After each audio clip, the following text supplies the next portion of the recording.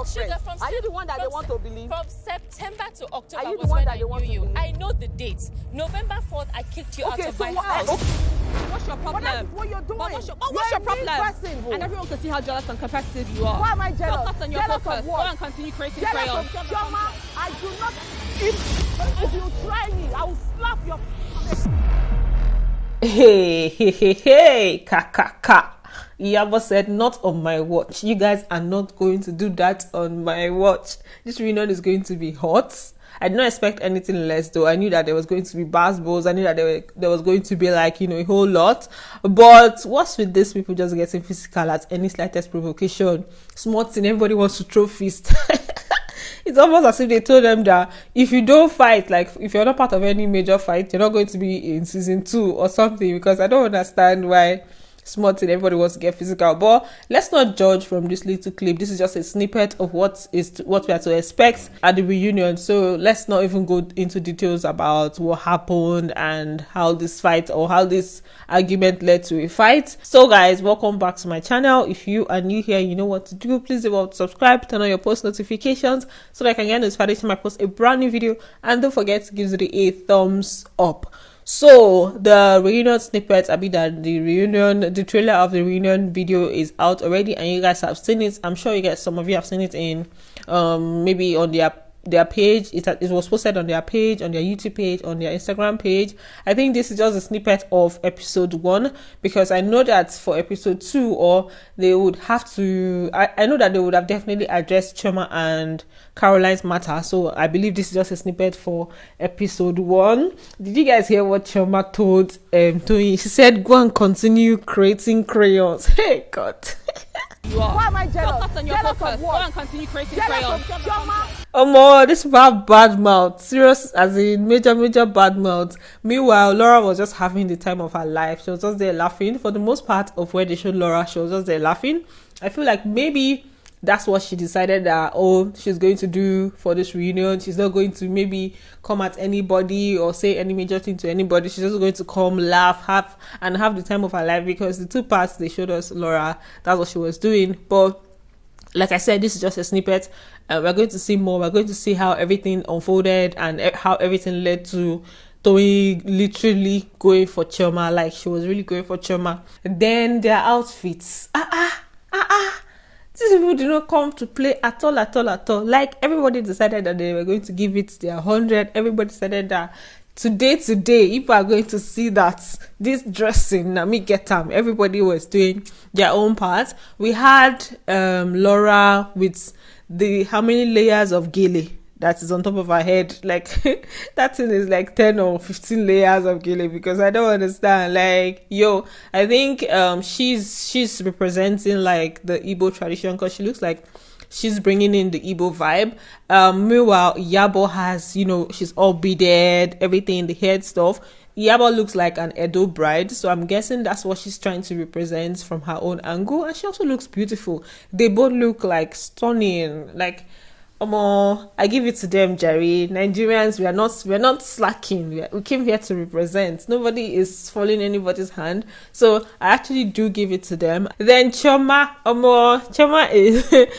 always goes all the way. So I don't know what exactly. Chioma has a lot of beads, and then she has this whole round body stuff. I wouldn't say she's really representing any tribe in particular, because there's no tribe that dresses like this for any event, so for anything. So I'm guessing she's just doing her. For beads, the tribe that uses beads a lot is mostly Edo people. Even Igbos use beads a lot, but I think this one is not her representing any tribe in particular. But yeah, not bad at all. She went all the way. Then as for Caroline equally looked good. She had a lot of beads, but I also, they didn't show us her entire outfit, or from what I saw, it was just like the headgear and stuff, like her from, I don't know, I didn't really see, except maybe they even showed it in the trailer and I didn't see it, but it's just the top part. And for the top part, it's just the head stuff and then the gele. She's not, would I say, which tribe is she representing with the beads? Maybe, I don't know. This is just her dressing. I mean, this is just her and her outfit. I don't think she's really representing any tribe in particular too. Then for Toyin, Toyin, what's going on? Toyin will always be different. So for Toyin, I think she's representing association of Dibia people. The stuff that she has on her shoulder, it's almost like what you would find in a Nigerian movie, like home movie, where somebody's portrayed as maybe the chief priest or the priestess, kind of stuff. Maybe that's what she's trying to represent, which I don't think is bad, because for Toyin, she always makes a statement with her outfit, and I've come to a conclusion, or I've come to the understanding that she would be different. She's going to dress how she wants to dress, and I don't mind that at all. If she may come out and explain what exactly inspired her dressing or her outfit. So who is your best dress for, who, I don't know if we should be doing best dress at this point, because we've not seen everything, but from what you've seen, Sha, whose outfit are you feeling the most right now at the moment? Whose outfit are you feeling the most? Moving on, have you guys listened to the podcast, like the after party podcast that had to do with Chioma and Iyabo explaining what went down in episode 12, the season finale, the final episode, the fights that happened? So literally they gave an extended version of that fight. They tried to explain from their angle how things escalated. You guys know that there are a lot of things that they did not show us for that fight. There are a lot of things that they did not show us. They didn't show us the fight that happened between Iyabo and Caroline. They didn't show us the fight that happened between Chioma and Caroline in the room. So they didn't show us a lot of things. So it was just them explaining stuff. For Chioma, she was just talking about why she stood in, how she had tried so hard to defend Caroline. She also spoke of the fact that Caroline and Toyin, they had a fight off camera or something like that. It was a very, very long broadcast. It was around about 3 hours. So if you want to listen to it, you can listen to it in like maybe 1.5x. Like you can increase the speed so that you'll be able to listen to it. But from what I got from that from the podcast, it just, before I listened to that podcast, I kind of knew that everything that happened that day was obviously cut, edited. The way the editing happened, you know that there were a lot of things that were omitted. So it was just funny to me that after I watched that episode, when I went online on Twitter, Instagram, I just saw some people doing the whole one-sided blame game. You see people were coming for Chioma saying, oh, she was not a loyal friend, da da da da da da da. Like I was like, the fuck is going on here? What are people seeing that I did not see? For me, the fights that happened between Chioma and Caroline, there was nothing one-sided about it. It was, emotions were heightened at the point, especially at the pool. Emotions were heightened. Both of them engaged in the verbal arguments. So I did not understand why. Even people were, I saw comments of people saying, there are certain people that said, oh, Chioma was set up to go after to go after Caroline. This what set up to go after Caroline? How?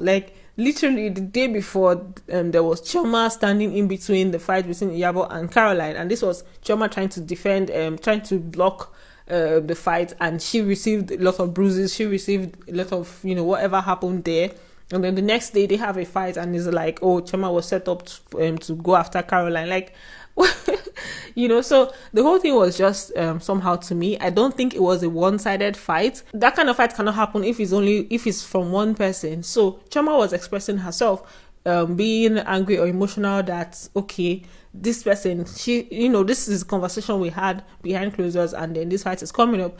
Caroline, on the other hand, was also angry, like, okay, why are you bringing this here? Why is this conversation happening? So emotions were heightened on both parts. I don't think anybody was would I say innocent? So innocent in the whole thing. They both insulted their families. The only way I think Chioma went overboard was getting physical. So definitely when you get physical, that's that's a no-no for me, because I don't really support people getting physical. It could really go bad. So for me, I just said I was not really going to say so much about their fight, because I don't really think there was so much to have been said.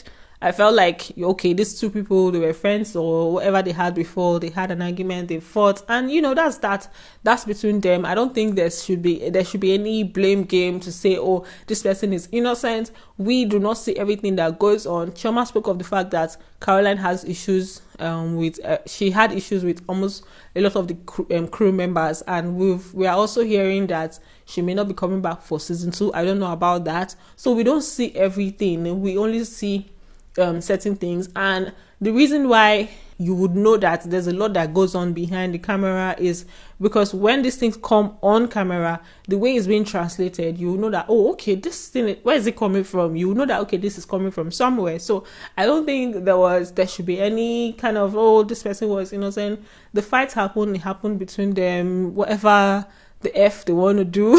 For the podcast, Yabo spoke a lot at the beginning. I was almost getting tired of Yabo obstructing Chioma at every point, but towards the end, later on, Chioma, you can listen. I think Chioma started speaking from maybe 1 hour 30 or 1 hour 40 minutes into the live stream. That's when Chioma was allowed to really, really speak.